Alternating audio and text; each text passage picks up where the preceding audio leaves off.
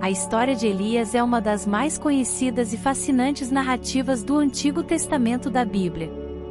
O profeta Elias viveu no século 9 a.C., durante os reinados de Acabe e Acasias, no Reino do Norte. Lembrando que em sua época o povo de Israel havia se dividido em 2 reinos. Judá era o reino do sul com capital em Jerusalém, e Israel era o reino do norte com capital em Samaria. E se ainda não for inscrito, por favor se inscreva, e se gostou do vídeo, deixe um like e faça um comentário para sabermos sua opinião. Elias profetizou numa época muito difícil da história do povo de Israel do ponto de vista religioso. No tempo de Elias, o Reino do Norte havia alcançado sua melhor posição econômica desde que havia ocorrido a separação do reino após a morte de Salomão. A história de Elias começa no livro de Reis, capítulo 17. Elias foi enviado por Deus para confrontar o rei Acabe e sua esposa, Jezabel, que apresentou a adoração de ídolos na terra de Israel, especificamente o culto ao deus Baal. Elias era um profeta zeloso e corajoso, e ele desafiou os profetas de Baal para um duelo no Monte Carmelo. O profeta Elias anunciou que haveria uma grande seca.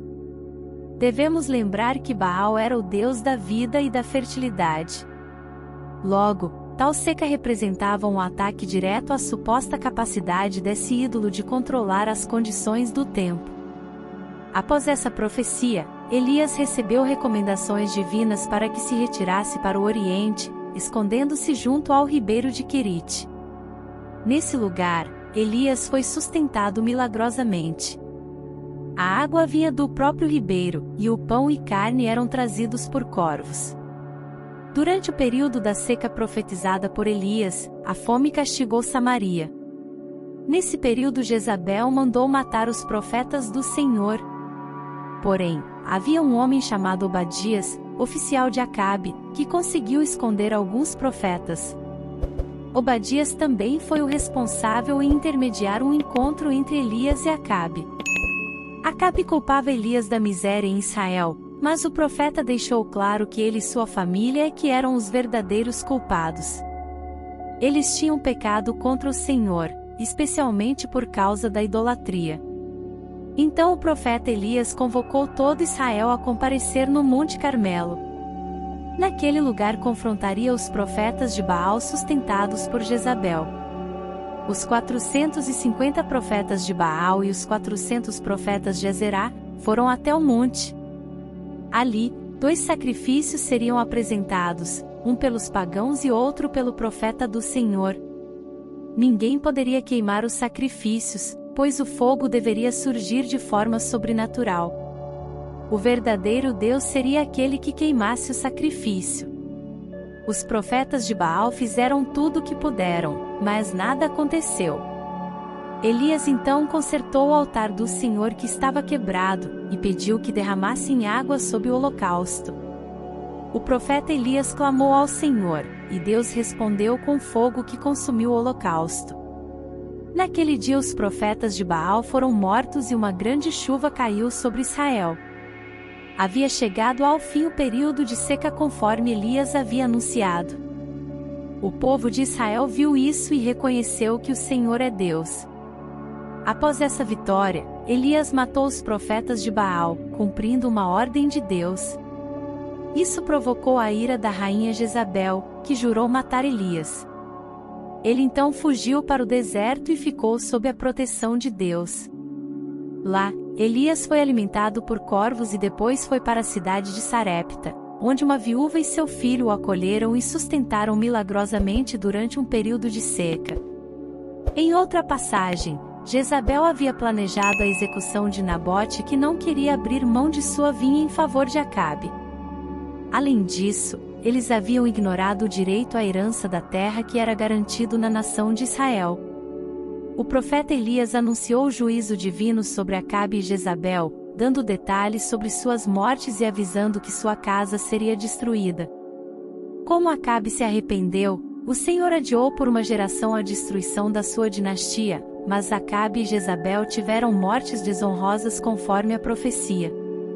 Acasias subiu ao trono de Israel, sucedendo a Acabe, seu pai. Em uma determinada ocasião, Acasias sofreu um acidente que o deixou aleijado. Prontamente ele tentou buscar auxílio no deus pagão, ironicamente chamado de Baal-Zebude, que significa Senhor das Moscas. Esse era um trocadilho que ridicularizava o nome Baal-Zebu, que significa Senhor, o Príncipe. Acasias desejava saber se poderia se recuperar de seu problema. Mas Elias interceptou os mensageiros de Acasias, e ordenou que voltassem ao rei avisando que ele havia ignorado o Deus de Israel e que certamente morreria. Revoltado, Acasias deu ordens para que o profeta Elias fosse preso. Ele enviou um capitão com 50 soldados ao encontro de Elias, que estava no cume do monte. No entanto, todos eles acabaram consumidos pelo fogo que desceu do céu. Acasias enviou outro capitão com 50 soldados, e também foram consumidos com fogo. Insistente, Acasias enviou mais um capitão com seus soldados. Este último capitão subiu ao encontro de Elias e suplicou por sua vida e pela vida de seus soldados. O profeta Elias então o acompanhou e foi à presença do rei para transmitir pessoalmente a sua mensagem. Assim como Elias havia predito, Acasias não se recuperou e morreu. Além desses eventos, Elias também teve um encontro com Deus no Monte Horebe, onde experimentou ventos fortes, terremotos e fogo, mas encontrou a voz suave e tranquila de Deus.